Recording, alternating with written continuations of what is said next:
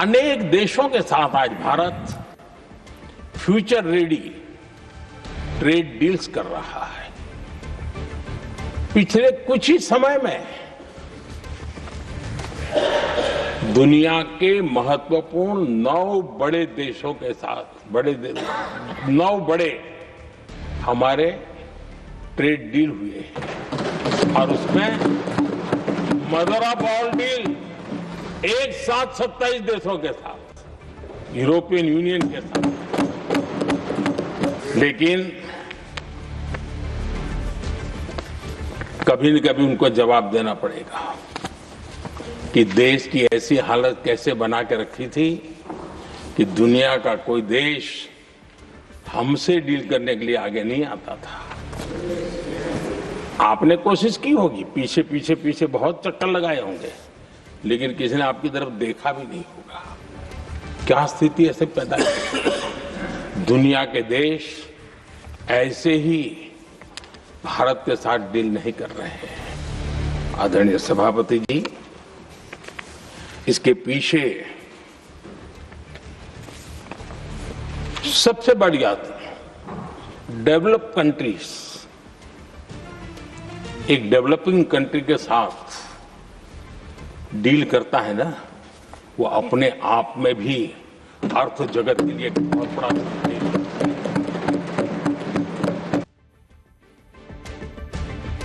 Yes, ഇതായിരുന്നു ഇന്നലെ പ്രധാനമന്ത്രി നരേന്ദ്രമോദി നൽകിയ മറുപടി എന്നതാണ്. ഇന്ന് ഈ വിഷയത്തിൽ അല്പം കൂടി വ്യക്തത കൈവരുന്നുണ്ട്. ഞാൻ അതിലേക്ക് വരുന്നതിന് മുമ്പ് ഇപ്പോൾ നാഷണൽ ഡെസ്കിൽ നിന്ന് ER രാഗേഷ് ചേരുന്നുണ്ട്. രാഗേഷ്, ഇന്നലെ വരെ പ്രധാനമന്ത്രിക്ക് മുന്നിൽ നിരവധിയായ ചോദ്യങ്ങളുണ്ടായിരുന്നു. പ്രത്യേകിച്ച് American president Donald Trump social മീഡിയയിലൂടെയാണ് ഇന്ത്യയും അമേരിക്കയും തമ്മിൽ ഒരു കരാറിലേക്ക് എത്താൻ ധാരണയായിരിക്കുന്നു എന്ന് വ്യക്തമാക്കുന്നത്. സ്വാഭാവികമായും നിരവധിയായ വിഷയങ്ങളുണ്ടല്ലോ. ഇതിനു മുമ്പും ഇന്ത്യൻ വിഷയങ്ങളിൽ അമേരിക്കൻ നിലപാട് പറയുന്ന ഒരു സാഹചര്യം ഉണ്ടാകുന്നു. ഇപ്പോൾ നമുക്കറിയാം, പഹൽഗാം തന്നെ നമുക്ക് വളരെ പെട്ടെന്ന് ഓർത്തെടുക്കാൻ പറ്റുന്ന ഒന്നാണ്. പാകിസ്ഥാനുമായി സംഘർഷത്തിൽ ഏർപ്പെടുന്ന ഒരു സാഹചര്യത്തിൽ ഇതാ ആ പോരാട്ടം അവസാനിപ്പിക്കാൻ ധാരണയായി എന്ന കാര്യം ആദ്യം ലോകത്തോട് പറയുന്നത് ട്രംപാണ്. അതിലിടനില നിന്നു ട്രംപ് എന്ന അവകാശവാദമൊക്കെ ഉന്നയിക്കുന്നു. അപ്പോൾ ഇത്തരം വിഷയങ്ങൾ നിരന്തരമായി വരുമ്പോഴും ഇന്ത്യ അതിന് കൃത്യമായൊരു മറുപടി നൽകുന്നില്ല, ട്രംപിനെ പൂർണ്ണമായും തള്ളിക്കളയുന്നില്ല. ഇപ്പോൾ ഈ കരാറുമായി ബന്ധപ്പെട്ടും പ്രതിപക്ഷം ഉന്നയിച്ച ചോദ്യങ്ങൾ ന്യായമല്ലേ?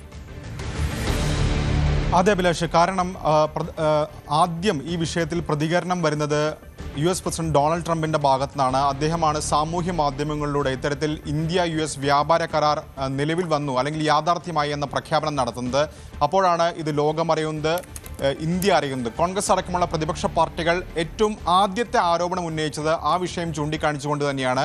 കാരണം ട്രംപിന്റെ ഭാഗത്തുനിന്ന് ഇത്തരം ഇടപെടൽ ആദ്യമായിട്ടല്ല. കാരണം ഇന്ത്യ പാക് സംഘർഷഘട്ടത്തിൽ അവസാനിച്ചു എന്ന പ്രഖ്യാപനം ലോകമറിഞ്ഞത്, രാജ്യത്തെ ജനത ആശങ്കയോടെ നിൽക്കുമ്പോൾ അവരറിഞ്ഞത് ഡൊണാൾഡ് ട്രംപിന്റെ പ്രഖ്യാപനത്തോടു കൂടിയാണ്. ഇപ്പോൾ ഈ കരാറിന്റെ കാര്യത്തിലും അത്തരം നടപടി അമേരിക്കയുടെ ഭാഗത്തുനിന്നുണ്ടായി. പൂർണ്ണമായും ഇന്ത്യ US-ന് കീഴ്പ്പെട്ടു എന്ന വിമർശനമാണ് കോൺഗ്രസ് ആദ്യം ഉന്നയിച്ചത്.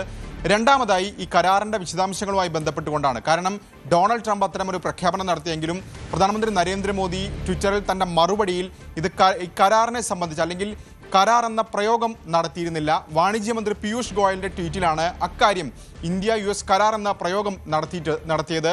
മാത്രവുമല്ല, ആ കരാർ ഇപ്പോൾ നിലവിൽ വന്ന് 4 ദിവസം കഴിഞ്ഞിരിക്കുന്നു, അല്ലെങ്കിൽ അത്തരമൊരു പ്രഖ്യാപനം നടത്തിയിട്ട് 4 ദിവസം വന്നിരിക്കുന്നു. പക്ഷേ ഈ കരാറിൻ്റെ ഉള്ളടക്കം എന്ത് എന്ന കാര്യം വെളിപ്പെടുത്താൻ ഇതുവരെ കേന്ദ്രം തയ്യാറായിട്ടില്ല.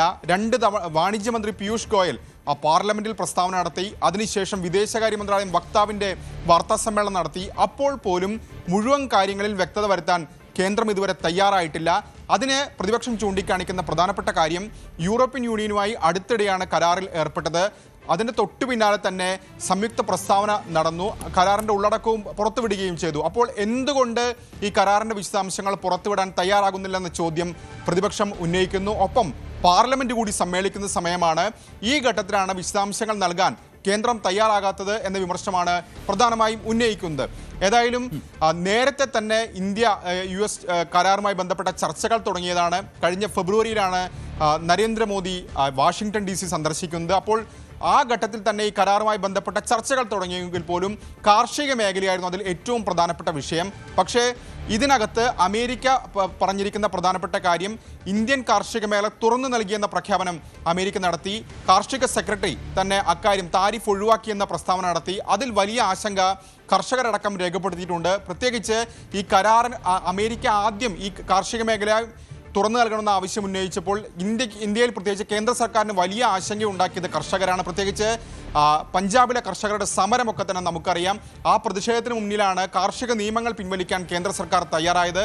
അപ്പോൾ ആ ഘട്ടത്തിൽ വീണ്ടും ആ കരാറിലേക്ക് വരുമ്പോൾ കാർഷിക മേഖലയുമായി ബന്ധപ്പെട്ടുകൊണ്ട് എന്തൊക്കെ കാര്യങ്ങളാണ് കരാറിലുള്ളത് തുടങ്ങിയ കാര്യങ്ങളിലൊക്കെ തന്നെ വ്യക്തത വരേണ്ടിയിരുന്നു. ഏതായാലും ഇപ്പോൾ ഈ ഘട്ടത്തിൽ ശിവരാജ് സിംഗ് ചൗഹാൻ, അദ്ദേഹം കൃഷി മന്ത്രി കൂടിയാണ്, അദ്ദേഹം പറഞ്ഞിരിക്കുന്നത് കർഷകരുടെ താല്പര്യമാണ് പരമപ്രധാനം എന്ന് പറയുന്നുണ്ട്.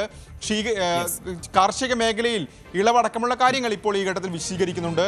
അപ്പോൾ അതാണ് അതായത് ഈ വിഷയത്തിൽ ഇപ്പോഴാണ് ഒരു പ്രതികരണം ഉണ്ടായത് എങ്കിൽ പോലും അതിൽ വ്യക്തതയുണ്ടോ എന്ന സംശയമാണ്. ഞാൻ ലേക്ക് ഒരിക്കൽ കൂടി വരാം. അതിനു മുമ്പ് ഈ കരാറുമായി ബന്ധപ്പെട്ട് ചോദ്യങ്ങൾ ഉന്നയിക്കപ്പെട്ട ഘട്ടത്തിൽ പീയൂഷ് ഗോയൽ, അതായത് കേന്ദ്രമന്ത്രിയുടെ ഭാഗത്ത് നിന്ന് പ്രതികരണങ്ങൾ ഉണ്ടായിരുന്നു എന്നുള്ളതാണ്. അതെന്തായിരുന്നു എന്നതാണ് ഈ പീയൂഷ് ഗോയൽ എന്താണ് ഈ കരാറുമായി ബന്ധപ്പെട്ട് കഴിഞ്ഞ ദിവസം നടത്തിയ പ്രതികരണം എന്നത് കൂടി വളരെ പ്രധാനപ്പെട്ടതാണ്. ആ പ്രതികരണം യഥാർത്ഥത്തിൽ ആളുകളുടെ സംശയങ്ങൾ നീക്കുന്ന ഒന്നായിരുന്നു എന്നതാണ് ഇപ്പോഴും നമ്മൾ മനസ്സിലാക്കേണ്ടത്. അവിടെ വ്യക്തമാക്കിയിരുന്നത് അമേരിക്കയും ഇന്ത്യയും തമ്മിലുള്ള വ്യാപാര കരാറിനെ കുറിച്ച് അടുത്ത 4-5 ദിവസത്തിനുള്ളിൽ സംയുക്തമായ ഒരു പ്രസ്താവന ഇറക്കാൻ സാധ്യതയുണ്ട് എന്നതായിരുന്നു കേന്ദ്ര വാണിജ്യ വ്യവസായ മന്ത്രിയായ പീയൂഷ് ഗോയൽ കഴിഞ്ഞ ദിവസം പറഞ്ഞത്. അതോടൊപ്പം തന്നെ ഈ കരാറിന്റെ, അതായത് ഇന്ത്യയും അമേരിക്കയും തമ്മിൽ ഏർപ്പെടാൻ പോകുന്ന കരാറിന്റെ ഔദ്യോഗിക കരട് രൂപം നിലവിൽ അന്തിമഘട്ടത്തിലാണ് എന്നുള്ളതാണ്. കരട് രൂപമാണ് അന്തിമഘട്ടത്തിൽ എന്നതോർക്കണം. മാർച്ച് പകുതിയോടെ ഈ കരാറിൽ ഒപ്പുവെക്കുമെന്നാണ് പ്രതീക്ഷയെന്നും അദ്ദേഹം കൂട്ടിച്ചേർത്തു. അതായത് കരാറിൽ ഇപ്പോഴും ഒപ്പുവെച്ചിട്ടില്ല, ഒപ്പുവെക്കാൻ പോകുന്നതേ ഉള്ളൂ. അങ്ങനെയുള്ള ഒരു കരാറിൻ്റെ ഉള്ളടക്കത്തെ സംബന്ധിച്ചാണ് അമേരിക്കൻ പ്രസിഡന്റ് ഡൊണാൾഡ് ട്രംപ് മാധ്യമങ്ങളിലൂടെ അല്ലെങ്കിൽ സോഷ്യൽ മീഡിയ പ്ലാറ്റ്ഫോമിലൂടെ എല്ലാം വ്യക്തമാക്കിയത് എന്നുള്ളതാണ്. ഒപ്പം ഈ വ്യാപാര കരാർ എന്നത് ഇരു രാജ്യങ്ങൾക്കും ഗുണകരമാകും എന്ന് പറയുകയും കാർഷിക ക്ഷീരമേഖലകളെ ഇതിൽ നിന്ന് ഒഴിവാക്കിയിട്ടുണ്ട് എന്നും പറയുന്നു. ഇരു രാജ്യങ്ങളിലെയും ഉദ്യോഗസ്ഥർ വിവിധ തലങ്ങളിൽ ചർച്ചകൾ നടത്തി വരികയാണ് എന്നും ലോക്സഭയിൽ ഉയർന്ന ആശങ്കകൾക്ക് മറുപടിയായി അദ്ദേഹം പറയുകയും ചെയ്തിട്ടുണ്ട്. ചർച്ചകളിൽ ഉടനീളം ഓരോ രാജ്യവും അതാത് രാജ്യങ്ങളുടെ ഏറ്റവും പ്രധാനപ്പെട്ട വിഷയങ്ങൾ, വൈകാരികമായ വിഷയങ്ങൾ, ആ മേഖലകളെ സംബന്ധിച്ചാണ് ഈ ചെറിയ തർക്കങ്ങൾ നിലനിൽക്കുന്നത് എന്നും ആ തർക്കങ്ങൾ കൂടി പരിഹരിച്ചുകൊണ്ട് സെൻസിറ്റീവായ മേഖലകളിൽ ഇരു രാജ്യങ്ങളുടെയും സംരക്ഷണം ഉറപ്പാക്കുമെന്നും ആണ് വ്യവസായ മന്ത്രി പറഞ്ഞത്. ഒരു പരിധിവരെയെങ്കിലും വ്യവസായ മന്ത്രിയുടെ വാക്കുകളെ നമുക്ക് വിശ്വസിക്കേണ്ടതുണ്ട്. അതാണ് ഈ വ്യാപാര കരാർ എന്നതും രണ്ട് രാജ്യങ്ങൾ തമ്മിലുള്ള വിദേശ നയം എന്നതുമൊക്കെ പൊടുന്നനെ തീരുമാനിക്കുന്ന ഒന്നല്ല. അത് വർഷങ്ങളോളം ചിലപ്പോൾ ചർച്ച ചെയ്യേണ്ടതായി വരും. അതാണ് യൂറോപ്യൻ യൂണിയനുമായുള്ള കരാർ ഒപ്പിടാൻ 20 വർഷക്കാലമായി നമ്മൾ കാത്തിരിക്കുന്ന ഒരു കരാറിൽ ആണ് കഴിഞ്ഞ ദിവസം ഒപ്പിട്ടത് എന്നതാണ് പ്രേക്ഷകരെ ഇവിടെ ഓർമ്മിപ്പിക്കേണ്ടത്. അങ്ങനെ ഒരു സാധ്യത ആണ് മുന്നിൽ ഉള്ളത് എന്ന് അദ്ദേഹം പറഞ്ഞു വെക്കുന്നു. ഒപ്പം രാകേഷ് സൂചിപ്പിച്ച അടുത്ത പോയിന്റിലേക്ക് നമ്മൾ വരുന്നു. അതായത് കേന്ദ്ര കൃഷി മന്ത്രാലയം ഈ വിഷയത്തിൽ ഇപ്പോൾ അടുത്ത ഡേറ്റയാണ് ഞാൻ പ്രേക്ഷകരുമായി പങ്കുവെക്കാൻ പോകുന്നത്. ആ ഡേറ്റ പ്രകാരം ഇപ്പോൾ പറയുന്നത് ഇന്ത്യയും അമേരിക്കയും തമ്മിലുള്ള കരാർ നമ്മുടെ കാർഷിക മേഖലയെ ബാധിക്കില്ല എന്നതാണ് ഇപ്പോൾ കൃത്യമായി പറയുന്നത്. കേന്ദ്ര കൃഷി മന്ത്രാലയം തന്നെ ഇക്കാര്യത്തിൽ വ്യക്തത വരുത്തുകയാണ്. ക്ഷീരമേഖലയെയും ഈ കരാർ ബാധിക്കില്ല. കാർഷിക മേഖലയെ ഒരു തരത്തിലും ദോഷകരമായി ബാധിക്കുന്ന തരത്തിലല്ല. കർഷകരുടെ താല്പര്യങ്ങളെല്ലാം സംരക്ഷിക്കും എന്നാണ് ശിവരാജ് സിംഗ് ചൗഹാൻ പറയുന്നത്. അതായത് ഇന്ത്യയും അമേരിക്കയും തമ്മിലുള്ള കരാർ കാർഷിക മേഖലയെ എങ്ങനെ ബാധിക്കും എന്നതായിരുന്നു ഏറ്റവും വലിയ പ്രതിസന്ധിയായി നിലനിന്നത്. ഇത് മാത്രവുമല്ല മന്ത്രി പറയുന്നത്, അല്ലെങ്കിൽ മന്ത്രാലയം പറയുന്നത്. അതെന്ത് എന്നുകൂടി നമുക്കൊന്ന് പരിശോധിക്കാം. അതായത് കർഷകരെ ഒരു തരത്തിലും ബാധിക്കില്ല എന്ന് പറയുമ്പോൾ ചില കാർഷിക ഉൽപ്പന്നങ്ങൾ, അതിപ്പോൾ ഇന്ത്യയുടെ ഏറ്റവും പ്രൊഡക്ഷൻ കൂടുതലുള്ള ഉൽപ്പന്നങ്ങൾ, അതിൽ ഏറ്റവും പ്രധാനപ്പെട്ടത് ഗോതമ്പാണ്, മറ്റൊന്ന് അരിയാണ് എന്നത് നമുക്കറിയാം. സോയ, കോൺ ഉൾപ്പെടെയുള്ള പ്രൊഡക്റ്റുകൾ അല്ലെങ്കിൽ ഉൽപ്പന്നങ്ങൾ, കാർഷിക ഉൽപ്പന്നങ്ങൾ ഇന്ത്യയിൽ അധികമായി ഉൽപ്പാദിപ്പിക്കുന്നുണ്ട്. അതിലൊരു പരിധിവരെ ഇന്ത്യക്കാർ തന്നെ ഉപയോഗിക്കുന്നുണ്ട്. ഒപ്പം ഇന്ത്യ കയറ്റുമതിയും ചെയ്യുന്നുണ്ട് എന്നതാണ്. അപ്പോൾ അവിടേക്ക് ഇത്തരം ഉൽപ്പന്നങ്ങൾ ഒരു നികുതിയും ഈടാക്കാതെ മറ്റ് രാജ്യങ്ങളിൽ നിന്ന് ഇന്ത്യയിലേക്ക് കടന്നു വന്നാൽ ഇന്ത്യയുടെ കാർഷിക മേഖല താറുമാറാകും എന്നതിൽ തർക്കമില്ല. ഒപ്പം ഇന്ത്യയുടെ ക്ഷീരമേഖലയും വളരെ പ്രധാനപ്പെട്ടതാണ്. അവിടെയാണ് കൃത്യമായി തന്നെ പറയുന്നത് ഒരു തരത്തിലും ഇത് ബാധിക്കില്ല. ഒപ്പം ഈ സോയയെയും കോണിനെയും ഒപ്പം അരിയെയും ഗോതമ്പിനെയും ഒക്കെ ഒഴിവാക്കിയിട്ടുണ്ട് എന്നതുകൂടി വളരെ കൃത്യമായി പറഞ്ഞു വെക്കുകയും ചെയ്യുന്ന സാഹചര്യമുണ്ട്. അതോടൊപ്പം തന്നെ മറ്റൊന്ന് കരിമ്പ് കർഷകരെയും സംബന്ധിച്ചിടത്തോളം കരിമ്പിൽ നിന്ന് നമുക്കറിയാം പഞ്ചസാരയുടെ ഉൽപ്പാദനം കരിമ്പിൽ നിന്നാണ്, ശർക്കരയുടെ ഉൽപ്പാദനം കരിമ്പിൽ നിന്നാണ്. അതുകൊണ്ടൊക്കെ കരിമ്പ് കർഷകരെ സംബന്ധിച്ചിടത്തോളം ഈ വിപണി തുറന്നു കൊടുക്കുക എന്നത് വലിയ തോതിൽ പ്രതിസന്ധിയിലാകുന്ന സാഹചര്യം സൃഷ്ടിക്കുന്നുണ്ട്. അപ്പോൾ ഇന്ത്യൻ താല്പര്യങ്ങൾ ഒരു കാരണവശാലും ഹനിക്കില്ല എന്ന് വളരെ കൃത്യമായി പറയുമ്പോഴാണ് ഇതിൽ കുറച്ചുകൂടി വ്യക്തത വരുന്നത്. ഒപ്പം വസ്ത്ര കയറ്റുമതി അടക്കം കൂടും എന്ന അവകാശവാദം കൂടിയാണ് ഇപ്പോൾ കേന്ദ്ര സർക്കാർ ഉന്നയിക്കുന്നത്. അതായത് ഇന്ത്യയിൽ നിന്ന് ഉൽപ്പന്നങ്ങളുടെ കയറ്റുമതിക്ക് തിരിച്ചടി നേരിട്ടിരുന്നു. അതാണ് ഞാൻ നേരത്തെ സൂചിപ്പിച്ചത്. ഇന്ത്യയിൽ നിന്ന് കയറ്റുമതി ചെയ്യുന്ന ഒരു ഉൽപ്പന്നത്തിന് 10 രൂപയായിരുന്നു അമേരിക്കയിലെ വിലയെങ്കിൽ ഈ നികുതി വർദ്ധിപ്പിച്ചതോടെ 15 രൂപയാവുകയും അതിൻ്റെ ആവശ്യക്കാർ കുറയുകയും ചെയ്തു. അങ്ങനെ കയറ്റുമതിയെ ബാധിച്ചു. അതിൽ പ്രേക്ഷകരോട് എടുത്തു പറയേണ്ടത് വസ്ത്രവിപണിയെ കാര്യമായി ബാധിച്ചു, ജെംസ് വിപണിയെ കാര്യമായി ബാധിച്ചു, ഒപ്പം ആഭരണ വിപണിയെ കാര്യമായി ബാധിച്ചു. ഇതിൻ്റെ എല്ലാം കയറ്റുമതി കുറഞ്ഞ ഒരു സാഹചര്യം ആണ് ഉണ്ടായത്. ഒരുപക്ഷെ പ്രേക്ഷകർക്ക് കൂട്ടിച്ചേർക്കാൻ പറ്റുന്നത് ഇപ്പോൾ ഈ കിറ്റെക്സ് എന്ന ഗ്രൂപ്പിൻ്റെ ഉടമസ്ഥതയിലുള്ള 2020 NDAയുമായി വളരെ പെട്ടെന്ന് സഹകരിച്ചത് ഈ ഒരു അടിസ്ഥാനത്തിലാണ് എന്നൊക്കെ സോഷ്യൽ മീഡിയയിൽ വലിയ തോതിൽ ചർച്ചയുണ്ട്. ഇന്ത്യയിൽ നിന്ന് ഏറ്റവും കൂടുതൽ കുട്ടികളുടെ തുണിത്തരങ്ങൾ കയറ്റുമതി ചെയ്യുന്നത് കിറ്റെക്സ് ഗ്രൂപ്പാണ് എന്നതും ഒരു വസ്തുതയാണ്. അതൊക്കെ അതിൻ്റെ വ്യാവസായിക തലമാണ്. അതിനപ്പുറത്ത് രാഷ്ട്രീയം വേറെയാണ്, കൂട്ടിച്ചേർക്കേണ്ട ഒന്നല്ല എങ്കിൽ പോലും ഇത്തരം ചർച്ചകളൊക്കെ നടക്കുന്ന ഒരു സാഹചര്യം കൂടിയുണ്ട്.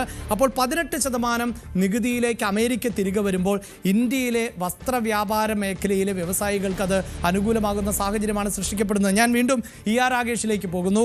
ER ഇപ്പോൾ അതായത് നേരത്തെ പീയൂഷ് ഗോയലിൻ്റെ ഭാഗത്ത് നിന്ന് പ്രതികരണമുണ്ടായി, ഇപ്പോഴിതാ കൃഷി മന്ത്രാലയത്തിൽ നിന്ന് പ്രതികരണം ഉണ്ടാകുന്നു. ഇനി നമുക്ക് മറ്റൊരു ടോപ്പിക്കായി പറയേണ്ടത് ഈ എണ്ണയുമായി ബന്ധപ്പെട്ട കാര്യമാണ്. അതിൽ രൺബീർ ജയ്സ്വാളാണ് പ്രതികരിച്ചിട്ടുള്ളത്. ഞാൻ അതിലേക്ക് വരുന്നതിന് മുമ്പ് ഒരു പരിധി വരെയെങ്കിലും ഈ കരാറുമായി ബന്ധപ്പെട്ട ആശങ്കകൾക്ക് തടയിടാൻ ഇത്തരം പ്രതികരണങ്ങളിലൂടെ സാധിക്കുന്നുണ്ടോ? അഭിലാഷ്, ഏതായാലും ഓരോ വിവരങ്ങൾ ഓരോ ദിവസമായാണ് ഇപ്പോൾ കേന്ദ്രം പുറത്തുവിടുന്നത്. അതുതന്നെയാണ് പ്രതിപക്ഷം ഇതിൽ ദുരൂഹതയുണ്ട് എന്നടക്കമുള്ള ആരോപണം ഉന്നയിച്ചത്. ഇന്നലെ ഇപ്പോൾ വിദേശകാര്യ വക്താവിൻ്റെ പ്രതികരണത്തിലും റഷ്യയിൽ നിന്ന് എണ്ണ വാങ്ങില്ല എന്നൊരു പ്രതികരണം അദ്ദേഹം നടത്തിയിട്ടില്ല. മറിച്ച് വെനിസ്വേലയിൽ നിന്ന് കൂടുതൽ എണ്ണ വാങ്ങും എന്ന പ്രഖ്യാപനം അദ്ദേഹം നടത്തുകയും ചെയ്തിട്ടുണ്ട്. കാരണം ഡൊണാൾഡ് ട്രംപ് മുന്നോട്ട് വെച്ച പ്രധാനപ്പെട്ട ആവശ്യങ്ങളൊന്ന് റഷ്യയിൽ നിന്ന് ഇന്ത്യ എണ്ണ വാങ്ങില്ല എന്ന് ഉറപ്പ് നൽകി എന്നാണ് അദ്ദേഹം അവകാശപ്പെട്ടിരുന്നത്. കാരണം അമേരിക്ക ഉന്നയിക്കുന്ന പ്രധാനപ്പെട്ട ആരോപണം ഇന്ത്യയിൽ നിന്ന് ഇന്ത്യക്ക് എണ്ണ വിൽക്കുന്നതിലൂടെ ലഭിച്ച പണമാണ് യുക്രൈനുമായുള്ള യുദ്ധത്തിന് റഷ്യ ഉപയോഗിക്കുന്നതെന്ന ആരോപണം പലപ്പോഴായി ഡൊണാൾഡ് ട്രംപ് ഉന്നയിച്ചിട്ടുള്ളതാണ്. കാരണം 2022 ശേഷമാണ് റഷ്യയിൽ നിന്ന് വലിയ തോതിൽ അസംസ്കൃത എണ്ണ ഇന്ത്യ വാങ്ങാൻ തുടങ്ങിയത്. പ്രത്യേകിച്ച് ഏതാണ്ട് ഇന്ത്യയിൽ ഇറക്കുമതി ചെയ്യുന്ന ക്രൂഡ് ഓയിലിൻ്റെ 35% റഷ്യയിൽ നിന്നാണ്. പക്ഷേ ഇപ്പോൾ പുറത്തു വരുന്ന കണക്കുകൾ പ്രകാരം കഴിഞ്ഞ ഡിസംബർ മാസത്തിൽ അത് ഈ സമീപകാലത്തെ ഏറ്റവും കുറവ് എണ്ണ ഇറക്കുമതിയാണ് റഷ്യയിൽ നിന്ന് ചെയ്തത്. ഏതായാലും ഇപ്പോൾ കേന്ദ്ര സർക്കാർ വൃത്തങ്ങളൊക്കെ തന്നെ വ്യക്തമാക്കുന്ന കാര്യം റഷ്യയിൽ നിന്ന് ഒറ്റയടിക്ക് ഇത്തരത്തിൽ എണ്ണ വാങ്ങുന്നത് കുറയ്ക്കാൻ സാധിക്കില്ല. കാരണം നിലവിൽ റഷ്യയുമായി കരാറുണ്ട്. അതുകൊണ്ട് തന്നെ അത്തരമൊരു നീക്കമുണ്ടായാൽ പോലും അത് ഘട്ടം ഘട്ടമായി മാത്രമേ എണ്ണ ഇറക്കുമതി ചെയ്യുന്നത് ഒഴിവാക്കാൻ സാധിക്കുകയുള്ളൂ. മാത്രമല്ല റഷ്യയുടെ പ്രതികരണം ഇന്നലെ വന്നത് റഷ്യയിൽ നിന്ന് മാത്രമല്ല ഏത് രാജ്യത്തു നിന്നും എണ്ണ വാങ്ങാൻ ഇന്ത്യക്ക് അവകാശമുണ്ടെന്ന തരത്തിലുള്ള പ്രതികരണം റഷ്യ ഇന്നലെ നടത്തുകയും ചെയ്തിരുന്നു. നേരത്തെ UAE-യിൽ നിന്നുള്ള അടക്കം എണ്ണ വാങ്ങാനുള്ള തീരുമാനത്തിലേക്കൊക്കെ തന്നെ കേന്ദ്ര സർക്കാർ കടന്നിരുന്നു. അത്തരം ചർച്ചകളൊക്കെ നടന്നിരുന്നു. പക്ഷേ അത്തരമൊരു തീരുമാനം എടുക്കുകയാണെങ്കിൽ പോലും അതിന് കാലതാമസം വരും. അതുകൊണ്ട് തന്നെ അത്തരമൊരു നീക്കത്തിലേക്ക് കേന്ദ്ര സർക്കാർ ഈ ഘട്ടത്തിൽ കടന്നേക്കില്ല. മാത്രവുമല്ല റഷ്യയുമായി ഇന്ത്യക്ക് നല്ല ബന്ധമുണ്ട്. അതുകൊണ്ട് തന്നെയാണ് ഇത്തരമൊരു കൃത്യമായ മറുപടി വിദേശകാര്യ മന്ത്രാലയത്തിൻ്റെ ഭാഗത്തുനിന്ന് ഉണ്ടാകാത്തത്. ഏതായാലും വെനസ്വേലയിൽ നിന്നടക്കം എണ്ണ വാങ്ങുമെന്ന പ്രഖ്യാപനത്തിലേക്ക് ഇപ്പോൾ ഏതായാലും കേന്ദ്രം കടക്കുകയും ചെയ്തിട്ടുണ്ട്. അഭിലാഷ്. യെസ്, തീർച്ചയായും. അതായത് ER രാഗേഷ് പറയുന്നത് പോലെ പൂർണ്ണമായും ഒരു വ്യക്തത ഈ വിഷയത്തിൽ വരുന്നില്ല എന്ന് മാത്രവുമല്ല ഇനിയും നമുക്ക് അറിയേണ്ട ഒട്ടേറെ കാര്യങ്ങളുണ്ട്. അതങ്ങനെ പൊടുന്നനെ ഇന്ത്യക്ക് തീരുമാനിക്കാൻ പറ്റുന്ന ഒന്നല്ല. സോഷ്യൽ മീഡിയയിലും പൊളിറ്റിക്കൽ പാർട്ടികളെയും ഒക്കെ സംബന്ധിച്ച് അനായാസമായി ഈ വിഷയം കൈകാര്യം ചെയ്ത് അവർക്ക് അവസാനിപ്പിക്കാം. കൂടുതൽ വാർത്തകൾക്ക് News 18 Keralam YouTube channel subscribe ചെയ്യുക.